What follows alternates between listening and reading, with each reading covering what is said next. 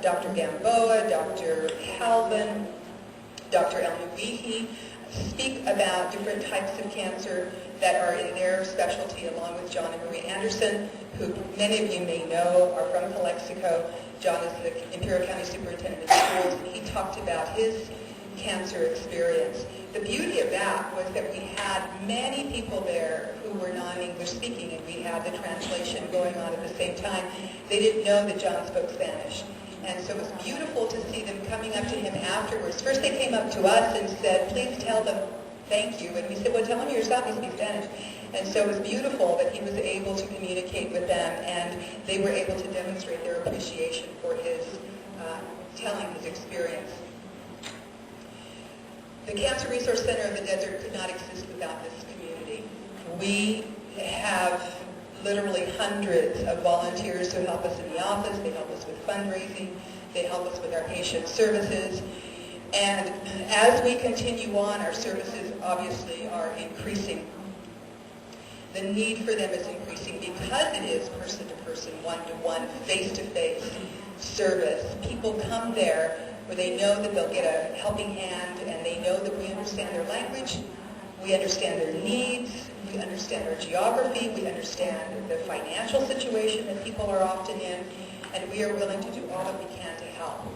So a couple of ways that we raise funds for our organization, since we are a nonprofit and we do not charge for anything that we do for people, is the Desert Lily campaign. Some of you may have participated in that as we sold our Desert Lilies this last February and distributed them in March. We covered much of Imperial Valley with the white lilies. And then the other thing, major fundraiser, is our Together We Stand in the Fight Against Cancer campaign. It's a community campout.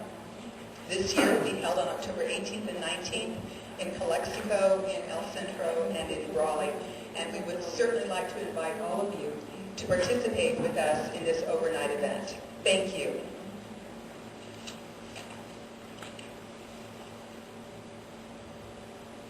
Well, as you see, our services, as Diana said, are totally free to the patients. Diana is fully bilingual, so we are meeting the community needs in that area. And as a member of the board, I can assure you that the Cancer Resource Center of the Desert does validate the amount of community efforts and the amount of interest on this matter. As you hear, our expectancy of cases in Imperial County are going to be around 500 cases. We are very unique in what we do. There's only very few foundations in California that do this.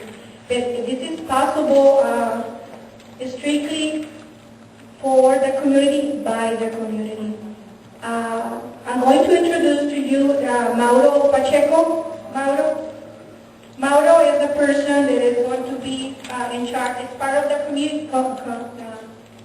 committee, and he's in charge of survivors. He will treat the survivors as a welcoming and provide them with assistance during the event. We would like to extend a very candid invitation to the mayor of Calexico for the event, Luis Fuentes. It's going to be Saturday, October the 18th, 6 p.m.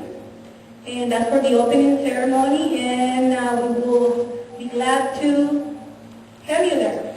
Do we? Thank you. Carla's already taking it down, so you can come up. Okay, thank you very much. And remember, October 18th, 6 p.m., we forming teams at the present time. You can contact the office and sign up. It could be a family team. It could be an agency team. It could be any kind of team. You can do a minor fundraising, a small, big. The main purpose of this event is to get the community together in the fight against cancer, and don't let the cancer patients down. Okay, don't let them down, because it is as difficult as it is. We are trying to eliminate the barriers so they can succeed in overcoming cancer in their families. As Diana said, we have a multiplicity of services, including counseling services for the patient and for the family. We happen to have a new counselor on board. So again, this is to invite you to the community to join us on October 18 and 19. And take care of yourselves. And thank you very much. Thank you. Thank you for the presentation. Very informative. I would just would like to invite anybody that knows a cancer survivor to get in touch with the office, and we would like to honor if it's possible. Thank you. Thank you very much. At this time, I'd like to read a proclamation. The library card sign-up month 2008. Whereas the smartest card is a library card. Whereas the library card opens up a world of opportunity for people of all ages. Whereas the library card is the ticket to quality family time and something for everyone. Whereas the library card provides access to a goldmine of books, magazines, CDs, videos, computers, the internet, and more. Whereas libraries transform communities. Whereas children who have library cards and use the library perform better in school. Therefore, be it resolved that I, Louis Fuentes, Mayor for the City of Calexico, proclaim September Library Card Sign-Up Month in Calexico, California, and encourage everyone to sign up for the smartest card at your library. Congratulations, library.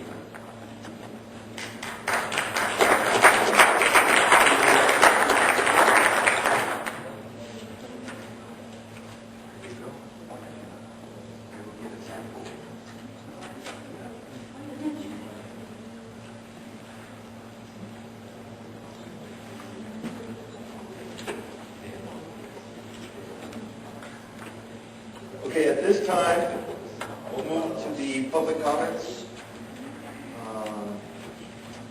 Public comments are welcome. Speakers will be limited to 3 minutes. Please complete a speaker form that looks like this that are available at the end, at the back of the room. Comments on agendized items will be heard with discussion on that individual item, so please refrain from those comments. Only speak about items on the agenda. Again, limit to 3 minutes. Please, we ask that you do not speak from the audience, as those members out in the audience may not be able to hear. So if you need to speak, please fill out a form, and there's 2 microphones on the side. We'll start with Mr. Eric Estelle.